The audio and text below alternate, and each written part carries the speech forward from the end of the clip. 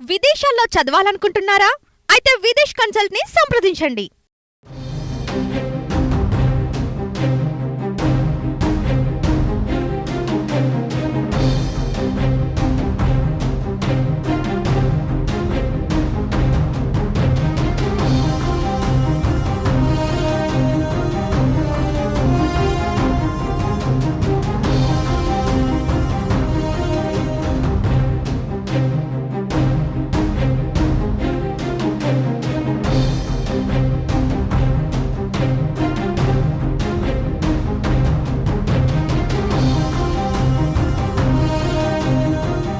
కలకలం సృష్టించిన diamond hills చోరీ కేసులోని నిందితులను హైదరాబాద్లోని ఫిలిం నగర్ పోలీసులు అదుపులోకి తీసుకున్నారు.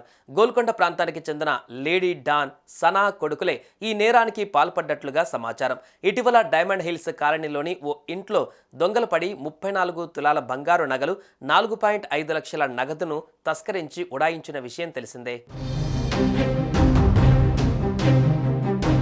షేక్పేట సమీపంలోని డైమండ్ హిల్స్ కాలనీకి చెందిన మొహమ్మద్ ముజాహిద్ కమల్ అనే ఎన్ఆర్ఐ ఇంట్లో ఇటీవల 34 తులాల బంగారు ఆభరణాలతో పాటు సుమారు 4.5 లక్షల నగదు, విదేశీ కరెన్సీ చోరీ అయింది. బండ్లగూడకు చెందిన Sana Begum alias Sana Tiger alias Sana Don తన 3 కుమారులు మహమ్మద్, సాహిల్, సోహెల్తో కలిసి ఈ దొంగతనానికి పాల్పడింది. దొంగతనం అనంతరం ఆటోలో పారిపోతున్న క్రమంలో పోలీసులకు దొరకకుండా ఉండేందుకు నిందితులు అనేక ప్లాన్లు వేశారు.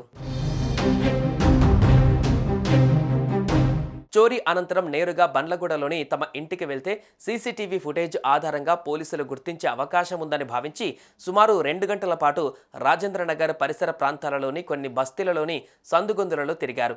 అయినప్పటికీ పోలీసులు 500కి పైగా సీసీ కెమెరాలను సుమారు 40 గంటల పాటు జల్లెడపట్టి ఎట్టకేలకు బండ్లగూడలోని నిందితుల నివాసాన్ని గుర్తించారు.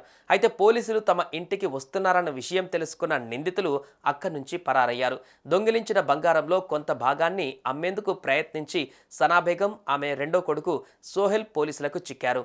ఇక వారి నుంచి 10 తులాల బంగారాన్ని స్వాధీనం చేసుకున్నారు. అలాగే పరారీలో ఉన్న నిందితుల కోసం గాలింపు చేపట్టారు. సుమన్ టీవీలో మీ పర్సనల్ అండ్ బిజినెస్ ప్రమోషన్స్ కోసం కింది నెంబర్కి కాంటాక్ట్ చేయండి.